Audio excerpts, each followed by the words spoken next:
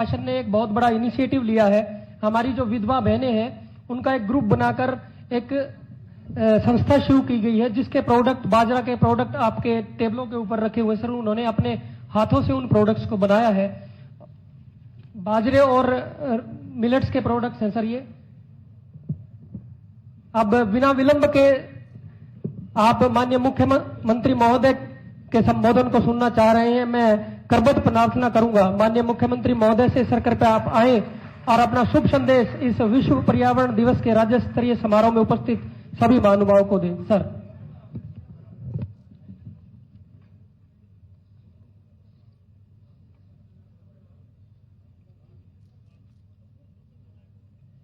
पर्यावरण दिवस के अवसर पर आज इस कार्यक्रम में हमारे पर्यावरण मंत्री राव नरवीर सिंह जी, हमारे भिवानी महेंद्रगढ़ लोकसभा के सांसद चौधरी धर्मवीर जी, हमारे दादरी के लोकप्रिय विधायक सुनील सांगवान जी, बाडड़ा से हमारे विधायक उमेद पासूवात जी, हमारे नलवा के विधायक रणधीर पनिहार जी, जिला के हमारे अध्यक्ष सुनील इंजीनियर जी, नगर परिषद के हमारे दादरी के चेयरमैन बक्सी सैनी जी, हमारे फॉरेस्ट विभाग के एसीएस आनंद मोहन शरण जी, हमारे commissioner and secretary transport TL Satyaprakash ji, PCCF Vineet Garg ji, मंच पर विराजमान सभी हमारे नेतागण, और आज दादरी में विश्व पर्यावरण दिवस के अवसर पर इस समारोह में उपस्थित सभी महानुभाव, आप सबको मैं दोनों हाथ जोड़ करके राम राम करता हूं। ये चरखी दादरी ऐतिहासिक नगरी है और मुझे ये खुशी भी हो रही है, गर्व भी हो रहा है कि आज विश्व पर्यावरण दिवस के अवसर पर जो मोदी जी ने एक अभियान शुरू किया था, एक पेड़ मां के नाम, और आज उस अभियान का ये दूसरा चरण शुरू हो रहा है। और उस दूसरे चरण में हमारे जो अरावली का क्षेत्र है, वह अरावली का क्षेत्र हरा भरा हो, और इसके साथ साथ एक और मियावाकी फॉरेस्ट, यहां पर ज्यादा पेड़ लगें और ये पूरा क्षेत्र हरा भरा हो, वायु हमें शुद्ध मिले, ज्यादा मिले।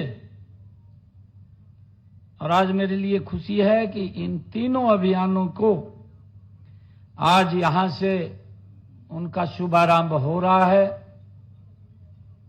हम देखते हैं कि पर्यावरण में कितना संतुलन आ रहा है। जब हम विकसित भारत की बात कर रहे हैं, विकसित राष्ट्र की बात करते हैं, या विकसित हरियाणा की बात करते हैं, तो उसमें सबसे महत्वपूर्ण अगर ध्यान रखने की कोई आवश्यकता है तो वो हमारा वातावरण है, वो अनुकूल होना चाहिए। हमारा हवा वो शुद्ध आए, जिससे कि कई प्रकार के ऐसे जिनकी चर्चा भी की गई है कि चाहे पॉलीथीन हो या पेड़ ज्यादा मात्रा में कट रहे हैं, प्लास्टिक का पॉलीथीन हो, उनको हमें आगे आकर के उनके विरुद्ध काम करना होगा, पॉलीथीन को बाहर करना होगा और ज्यादा संख्या में पौधारोपण हमें मिलकर के करना होगा, जिससे कि वातावरण शुद्ध रहे और हमें हवा भी शुद्धता से मिले। उसके लिए हम सब ने ये काम करना होगा। मुझे खुशी है, हम सब जानते भी हैं कि आज गंगा दशहरा का पावन पर्व है, क्योंकि हमारी संस्कृति में ये पर्व भी जुड़े हुए हैं और किसी न किसी दिन जब ये हमारी संस्कृति के साथ ये पर्व जुड़े हुए हैं तो ये देखने को भी हमें यहीं भारत में मिलता है। और मुझे खुशी है कि आज गंगा दशहरा का ये पावन पर्व, इसकी भी मैं आप सबको बधाई देता हूं। और कहा भी जाता है कि इस दिन मां गंगा धरती पर उसका अवतरण हुआ था, वो धरती पर आई थी। मुझे ये भी खुशी है कि मैं आप सबको विश्व पर्यावरण दिवस और गंगा दशहरा की बहुत बहुत हार्दिक शुभकामनाएं और बधाई देता हूं। मुझे ये भी खुशी है कि जब हम पिछले वर्ष विश्व पर्यावरण दिवस हमारे देश के यशस्वी प्रधानमंत्री आदरणीय नरेंद्र मोदी जी ने इस अभियान की शुरुआत की थी, एक पेड़ मां के नाम, और उनका कहना था कि जितना सम्मान हम अपनी जन्म देने वाली मां को करते हैं, उतना सम्मान जो हमारी भारत माता है हम उसको उतना ही सम्मान करते हैं, क्योंकि जब हमारी माता हमें पालन पोषण करती है, ये धरती माता भी हमारा पालन पोषण करती है। मुझे खुशी है कि हम सबको मिलकर के अपनी मां के नाम एक पौधा अवश्य हमने लगाना चाहिए, उसकी परवरिश भी करनी चाहिए। और आजकल क्योंकि कई प्रकार के ऐसे पौधे हैं, हमने उसके बारे में चर्चा भी किया है कि वो पानी पीने का भी ज्यादा काम करते हैं, पानी की बड़ी समस्या आ रही है। परंतु आजकल ऐसे पौधे हैं, फलदार पौधे हैं, छायादार पौधे हैं, जिनके लगाने से पानी भी खूब बरसता है। हमें ऐसे पौधों को लगाना चाहिए और उसकी व्यवस्था भी हम समय समय के ऊपर करते रहते हैं। पिछले वर्ष हमने जो इस अभियान में जो पौधे लगाने का हमने एक आंकड़ा रखा है, वो 1,87,87,00,000 पौधे इस वर्ष हमने नए पौधे लगाने का आंकड़ा वो लिया है, जबकि पिछले वर्ष का आंकड़ा था 1,60,000 और दूसरे चरण के अंदर हमने इसका जो लक्ष्य है वो 1,82,000 का है। और हमने पिछले वर्ष का जो आंकड़ा था उस आंकड़े को क्रॉस करके हरियाणा प्रदेश के अंदर ज्यादा पौधे लगाने का काम वो हमने किया है। और आज मुझे ये भी खुशी है कि हमने आज इस पर्यावरण दिवस के अवसर के ऊपर, क्योंकि पर्यावरण को जब हम पॉलीथीन की हमारे मंत्री जी बात कर रहे हैं और प्लास्टिक मुक्त होना चाहिए। अगर हम आजकल, क्योंकि जो पानी की बोतल भी है, ये पानी की बोतल में पानी तो हम पीते हैं, ट्रेंड भी है भी पानी की बोतल में पिएंगे, घर वाला पानी नहीं पिएंगे, परंतु उस बोतल के अंदर ये नहीं पता 1 साल से पानी वो रखा है, आपको तो मालूम नहीं है। और वो कितने दिन धूप में रखा गया है। वो 1 महीना रखा है, 15 दिन रखा है। जब वो अपनी एक हीट के ऊपर पानी जाता है, क्योंकि वो प्लास्टिक की बोतल में है, और प्लास्टिक की बोतल का वो दुष्परिणाम आपको बताया भी है कि अगर एक पॉलीथीन को जलाएंगे तो उसमें से कितना पोल्यूशन निकलेगा, कितना धुआं निकलेगा, वो भी हम सबको ध्यान में है। परंतु उसके कहीं ना कहीं जब वो गर्म होती है तो उसके कीटाणु पानी के अंदर मिक्स हो जाते हैं, और जब वो पानी में मिक्स होते हैं कहीं ना कहीं हमारे शरीर के ऊपर भी धीरे धीरे करके वो दुष्प्रभाव डालते हैं। और हमें इस बात को लेकर के आज सचेत होने की आवश्यकता है। आज हमने 5 इलेक्ट्रिक बसें जो धुआं रहित, उनको हरी झंडी दिखा करके आज यहां से रवाना किया है। हमने पिछले दिनों अपने संकल्प पत्र में कहा था कि हम 11 नगर निगमों में हरियाणा प्रदेश के अंदर जो शहर के अंदर चलने वाली बसें हैं, जिनको लोकल बसें कहते हैं, वहां पोल्यूशन ना हो, शहर के अंदर पोल्यूशन कम मात्रा में हो। हमने ये टारगेट रखा था कि हरियाणा प्रदेश के अंदर 11 नगर निगमों में हम 375 इलेक्ट्रिक बसें देंगे। आज उसकी हमने ये पिछले दिनों शुरुआत की है। हमने इससे पहले भी जो पीछे 9 शहरों के अंदर इस सिटी बस सेवा के तहत लगभग 45 बसें पिछले दिनों अलग अलग इन नगर निगम क्षेत्रों के अंदर भेजने का काम किया था। और इसके अलावा भी आदरणीय प्रधानमंत्री जी ने जो कहा है कि ई बसें भी हम लगाने का काम करेंगे, और ई बस योजना के तहत लगभग 450 और बसें हम 2026 तक खरीद करके उनको हम शहरों के अंदर भेजने का काम हमने ये पूरी योजना बनाई है। और ये बसें 6 शहरों के अंदर ये जाएंगी, चाहे गुरुग्राम हो, फरीदाबाद हो, या पानीपत हो, यमुनानगर हो, रोहतक हो, हिसार हो, ये इन सभी शहरों में भेजने का काम हम जल्दी ही करेंगे।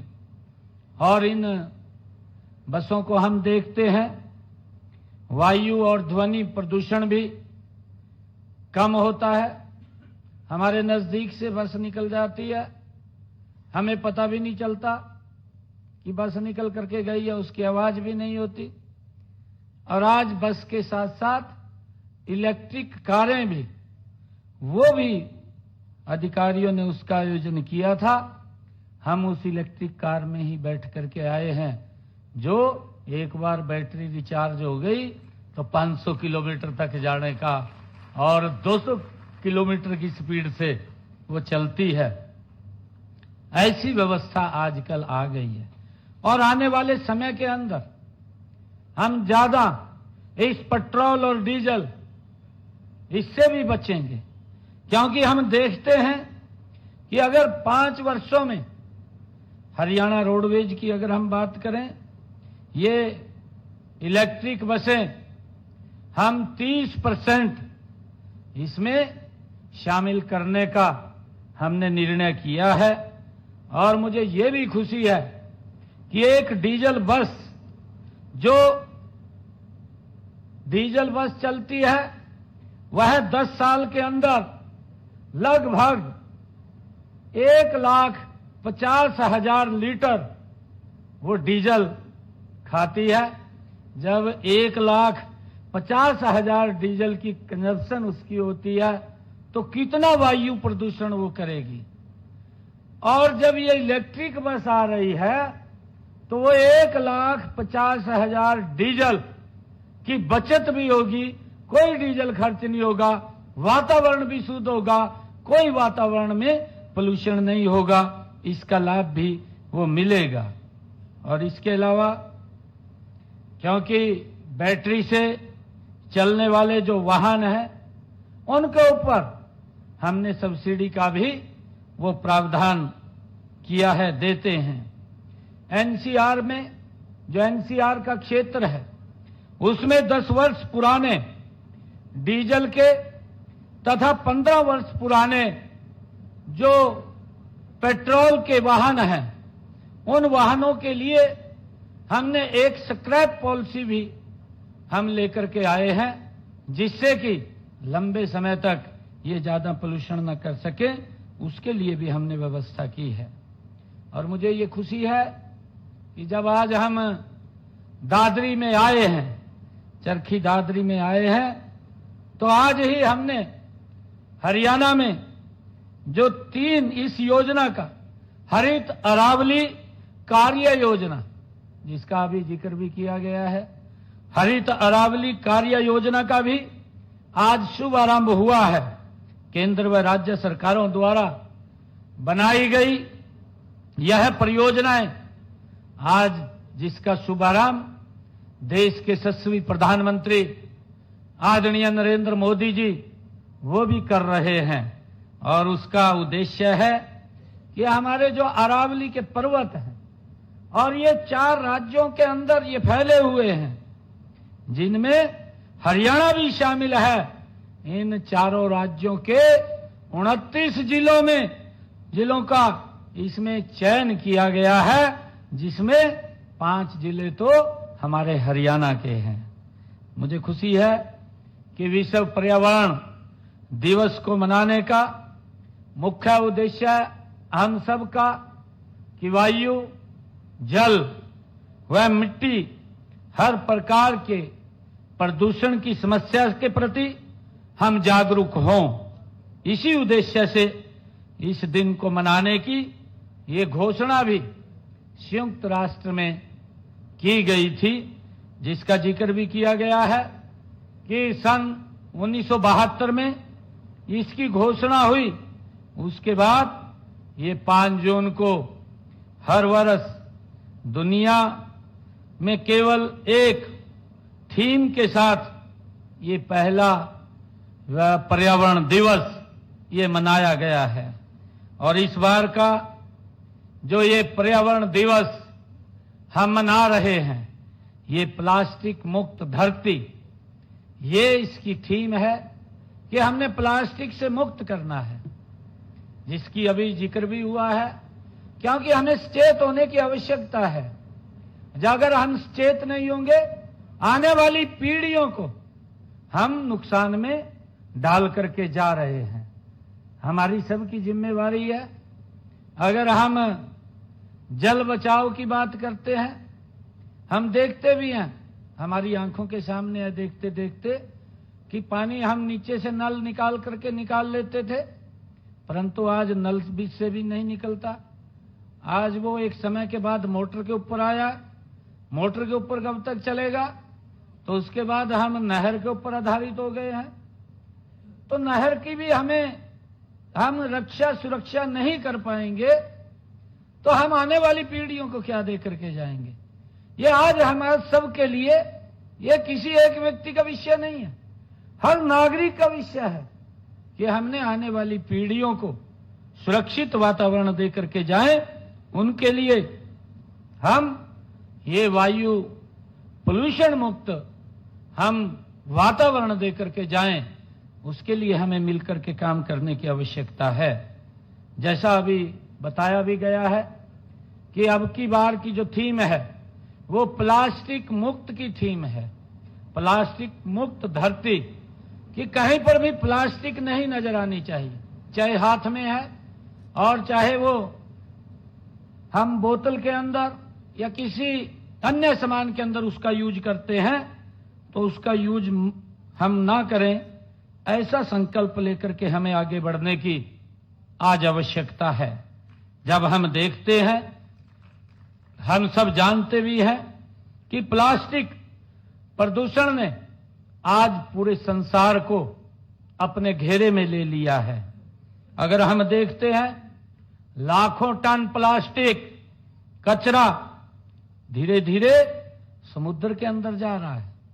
हम ये भी देख रहे हैं, और धरती के गर्भ तक पहुंच रहा है, जिसकी चर्चा अभी की है कि अगर एक प्लास्टिक का पॉलीथीन, उसको गलने में 400 साल लगते हैं, और 400 साल के बाद गलने के बाद भी वो क्या वहां की स्थिति पैदा करेगा कि वहां पर कोई पेड़ भी उगेगा या नहीं उगेगा, उसको बंजरी कर देगा, वो किस प्रकार की स्थिति हमारे सामने खड़ी होगी आकर के। तो मेरा आग्रह है कि अब भोजन में भी शामिल होकर के मानव ही नहीं बल्कि अन्य प्राणियों के स्वास्थ्य पर भी इसका बहुत बुरा असर वो पड़ता है। उसके लिए हम सब ने आज जागरूक होने की आवश्यकता है। हमारा मानना है कि जब तक हम प्लास्टिक कचरे पर वैश्विक स्तर पर हो रहे दुष्प्रभावों के बारे में नहीं जानेंगे, तब तक उसके निपटान के बारे में भी हम नहीं सोच सकेंगे। इसी को ध्यान में रखते हुए प्रकृति को प्लास्टिक मुक्त बनाने का ध्यान केंद्रित किया जा रहा है, और इस प्लास्टिक प्रदूषण को खत्म करने के लिए विभिन्न कदम भी उठाए जा रहे हैं। हम भी लगातार सरकार की दृष्टि से उसके ऊपर कड़े कदम उठाते हैं, परंतु जब तक समाज में जागरूकता नहीं आती, समाज उसको ऑन नहीं करता, तब तक इस प्रकार की कुरीति समाप्त नहीं होती। हमने प्रदेश के अंदर 19 जो सिंगल यूज प्लास्टिक आइटम हैं, उनको बैन करने का वो काम हमने किया है। साथ ही 120 mm मोटाई की प्लास्टिक थैलियों को पर भी हमने बैन लगाया है, ताकि वो बाजार में भी ना आए। वो भी हमने काम किया है। पर्यावरण संरक्षण की बात हमारे लिए ये कोई नई नहीं है। पर्यावरण की रक्षा तो हमारी आस्था और आदत दोनों रहा है। हम सब जानते हैं, हमारी आस्था का केंद्र भी रहा है ये, और ये मैंने कहा कि हमारी संस्कृति में, और ये संस्कृति अगर हमें कहीं देखने को मिलती है, ये भारत के अंदर देखने को मिलती है। और हमारे पूर्वज, हम सब जानते हैं कि हमारे पूर्वज इस प्रकृति की पूजा भी करते हैं। भारत में धरती माता, पेड़ पौधों और यहां पर हम इन सब की पूजा करते हैं। ये विधान सदियों से ये चला आ रहा है। आज भी हम देखते हैं, पीपल का पेड़ हो या चाहे नीम का पेड़ हो, हम पीपल के पेड़ की आज भी पूजा करते हैं, और पीपल के पेड़ को ब्रह्मा के रूप में हम मानते हैं कि वो ब्रह्मा का रूप है, क्योंकि पीपल का पेड़ किस प्रकार से 24 घंटे लगातार ऑक्सीजन ही देता है। ये हमारी संस्कृति का एक हिस्सा है, जिसको हमारी धरती माता उसका पालन पोषण करती है। जब वो धरती माता हमारी इसका पालन पोषण करती है, तो ये पेड़ पौधे ही तो हैं जो हमारा पालन पोषण करते हैं। भाइयों, हमें इसको लेकर के जागरूक होने की आज आवश्यकता है। माननीय प्रधानमंत्री जी के मार्गदर्शन में हम पर्यावरण संरक्षण की दिशा में वायु, जल, मिट्टी के प्रदूषण पर नियंत्रण करने के लिए हम व्यापक कदम उठा रहे हैं। और मुझे ये भी खुशी है कि हमने जो हरियाणा में निर्णय लिए हैं, चाहे पराली न जलाने और पराली के उचित प्रबंधन के लिए हमारी सरकार काम कर रही है ताकि पोल्यूशन न फैले।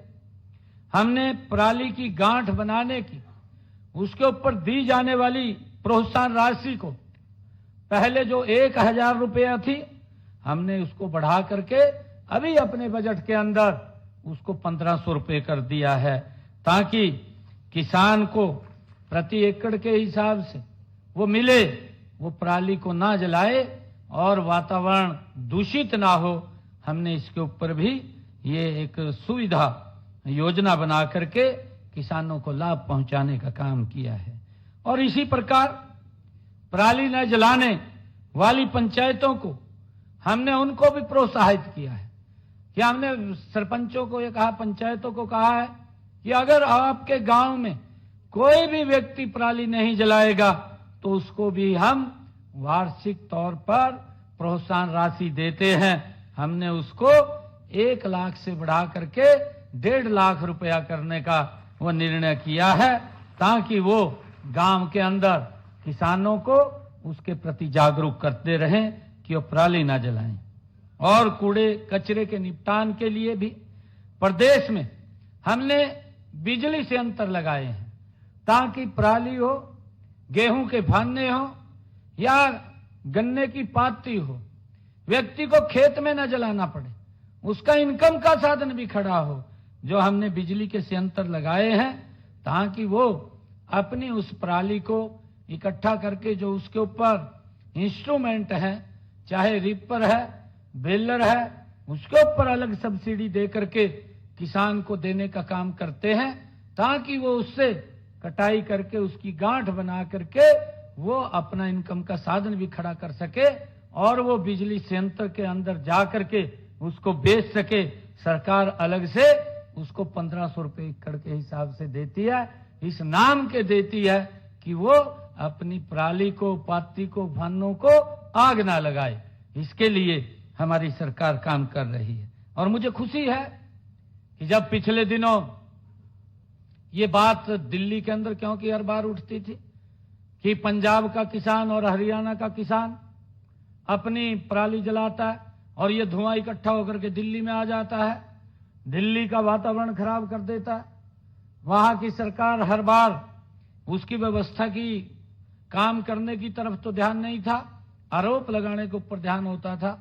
परंतु पिछले दिनों जब माननीय सुप्रीम कोर्ट के अंदर ये बात गई और माननीय सुप्रीम कोर्ट ने इसके ऊपर अपनी प्रतिक्रिया दी, उन्होंने ये बात पंजाब सरकार को कही कि आप पराली प्रबंधन में आप हरियाणा से सीखिए, क्योंकि जो काम हरियाणा सरकार ने किया है आप अपने किसानों के लिए वो काम करके दे दीजिए। ये व्यवस्था की बात होती है और व्यवस्था के अंदर हमने किसानों के हित में कई योजनाओं के माध्यम से, ताकि पराली न जलाए, हमारे किसान ने ऑन किया है।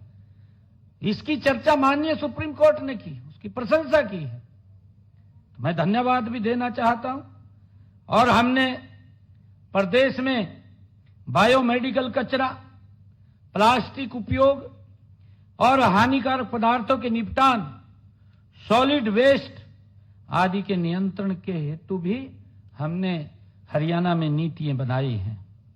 हमने विद्यार्थियों को पर्यावरण संबंधी मुद्दों के बारे में जागरूक करने के लिए प्रदेश के सभी जिलों में 5250 इको क्लब भी स्थापित किए हैं।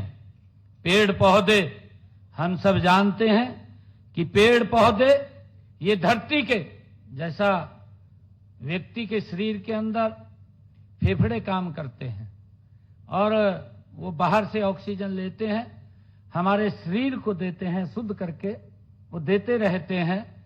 ये पेड़ पौधे इस धरती मां के फेफड़े के रूप में काम करते हैं, जो जहरीले तत्वों को अपने अंदर ले लेते हैं और उन जहरीले तत्वों को अपने में समाहित करके हम सबको शुद्ध हवा, शुद्ध ऑक्सीजन देने का काम ये पेड़ पौधे करते हैं, जो स्वच्छता में भी, शुद्ध वातावरण बनाने में इनकी बड़ी भूमिका रहती है।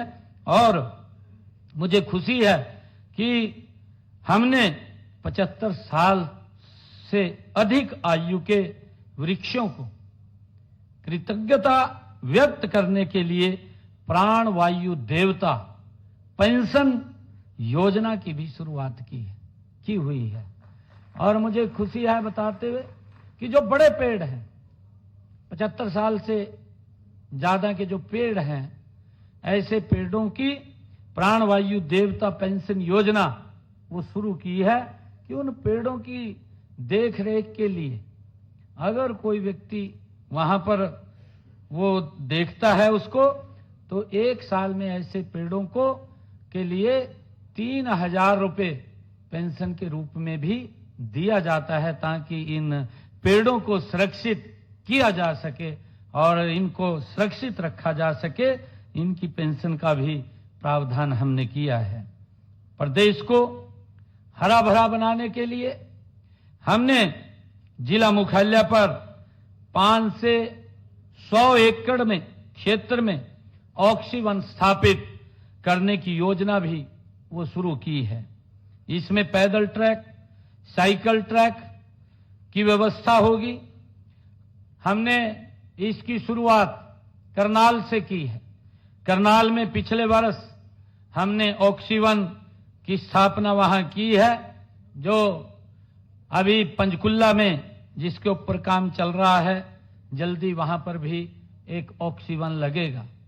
हमारे सांसद जी अभी उस बात का जिक्र कर रहे थे कि जब कोरोना का कालखंड आया, हम सब ने भुगता है, हम सब ने उसको नजदीक से देखा है कि जब हॉस्पिटल्स के अंदर ऑक्सीजन की कमी हो गई, व्यक्ति ऑक्सीजन के लिए तड़पता रहा, परंतु क्योंकि जब व्यवस्था होती है, हमने क्योंकि जितने बाग थे हम देखते थे, बड़े पेड़ थे, उन सबको हमने धराशाही किया, काटा, और उसके कारण से समस्या खड़ी हुई। हमें फिर उसी तरफ जाना पड़ेगा, ज्यादा पेड़ लगाने पड़ेंगे, ज्यादा पौधे लगाने पड़ेंगे, और जिससे ये संतुलन ना हो प्रकृति के अंदर। जब ये संतुलन ठीक होगा तो व्यवस्थाएं ऑटोमेटिक ठीक हो जाएंगी। हम प्रकृति के साथ जब छेड़छाड़ करते हैं तो उसके दुष्परिणाम भी हमारे सामने निकल करके आते हैं। हमने सोनीपत के अंदर 116 एकड़ और यमुनानगर में 11 एकड़ में हमने नगर वनों का हम विकास कर रहे हैं। प्राकृतिक ऑक्सीजन को बढ़ावा देने के लिए प्रदेश के हर गांव में पंचवटी के नाम पर पौधारोपण किया जा रहा है, और कुरुक्षेत्र की 48 कोस की परिधि में 134 तीर्थों पे पंचवटी वाटिका बनाने की भी हमने कार्य वो गति से चल रहा है, ताकि ज्यादा से ज्यादा पौधे वो लग सकें। प्रदेश को हरा भरा बनाने के लिए हर गांव पेड़ों की छांव योजना, हर घर हरियाली तथा पौधागिरी जैसी योजनाएं हमने चला रखी हैं, ताकि प्रत्येक गांव में इनकी रक्षा सुरक्षा के लिए हमने एक हर गांव के अंदर वृक्ष मित्र वो भी हमने लगा रखा है, जिससे कि पौधों की रक्षा सुरक्षा हो और ज्यादा संख्या में पौधे वो लगें, उसकी व्यवस्था हमने की है। और मेरा आग्रह है, क्योंकि आज इसका पर्यावरण दिवस के ऊपर ये शुभारंभ हो रहा है, हम ये संकल्प अवश्य लेकर के जाएं कि हम अपने घर के आंगन में या कहीं सड़क के साइड में या कहीं किसी खेत के अंदर हम अवश्य ये संकल्प लेकर के कि पौधा हम अवश्य लगाएंगे, ताकि और उसकी देख रेख भी करेंगे। जब तक वो आत्मनिर्भर नहीं बन जाता तब तक हम उसको देखेंगे। हम तो ये देखते हैं कि जब हम फलदार पौधे लगाते हैं तो कई पीढ़ियां उसका आनंद लेती हैं, छाया का तो लेती है, परंतु फल भी हम सब पीढ़ियों तक उसको खाते रहते हैं, उसका लाभ हमें मिलता रहता है। उस तरफ हमने दोबारा फिर गति से बढ़ना है। आप सबको आज इस अवसर के ऊपर मैं बधाई भी देता हूं, आप सबको शुभकामनाएं भी देता हूं कि आज इस पर्यावरण दिवस के ऊपर जो आदरणीय प्रधानमंत्री जी की जो पर ड्रॉप और मोर क्रॉप उन्होंने एक योजना भी चला रखी है। आदरणीय प्रधानमंत्री जी ने कहा कि पर ड्रॉप, आजकल पानी की इतनी ज्यादा कमी हो गई है कि उस पानी को पूरा करने के लिए हमने एक बूंद पानी से हम ज्यादा पैदावार ले सकें, और हमने कई योजना भी चलाई है, चाहे भूमिगत पाइपलाइन हो कि ज्यादा पानी का वेस्टेज ना हो, उसके ऊपर सरकार सब्सिडी देने का काम करती है। और उसके साथ साथ हमने अटल भूजल योजना के तहत इस क्षेत्र के अंदर अगर हम दादरी, नारनौल, महेंद्रगढ़ अगर हम देखें, अभी हमारे जल शक्ति मंत्री वो आए थे, जब हमने चर्चा उनसे की कि हमारे 86 ऐसे ब्लॉक हैं जो डार्क जोन में चले गए हैं और हम चाहते हैं कि आदरणीय प्रधानमंत्री जी ने अटल भूजल योजना के तहत एक योजना चला रखी है और उस योजना के तहत हम यहां पर भी तालाब बनाएं ताकि बरसात का जो पानी है वो बहा करके वेस्टेज ना जाए, हमारे उस तालाब में इकट्ठा हो और हम उसका उपयोग करके अपनी पैदावार को भी बढ़ा सकें। क्योंकि जो बरसात का पानी है, पानी कहीं फैक्ट्री में नहीं बनता, ये तो प्राकृति का स्रोत है।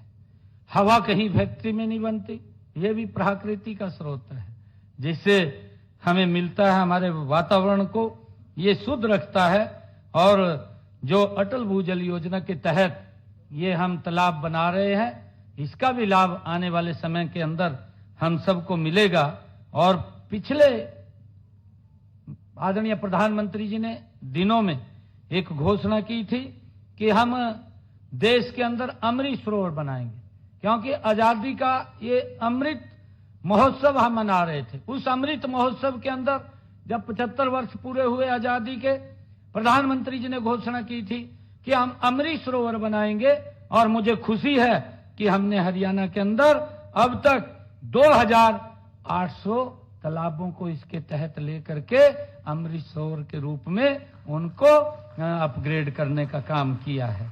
और आगे भी 2200 तालाब और हमने चिन्हित किए हैं, उनके ऊपर काम चल रहा है, कुछ के ऊपर काम चलना बाकी है, ताकि अमृत सरोवरों के तहत बरसात के पानी को एकत्र करके उसको उपयोग हम कर सकें, ताकि जल को भी हम बचा सकें। ये भी पर्यावरण से जुड़ा हुआ विषय है।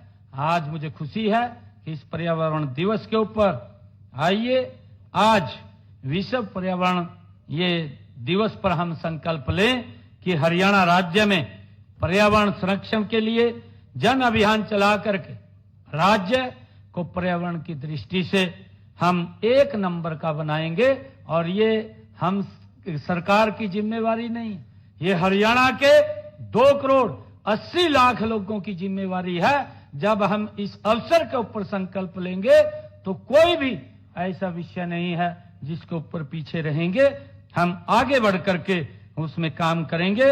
और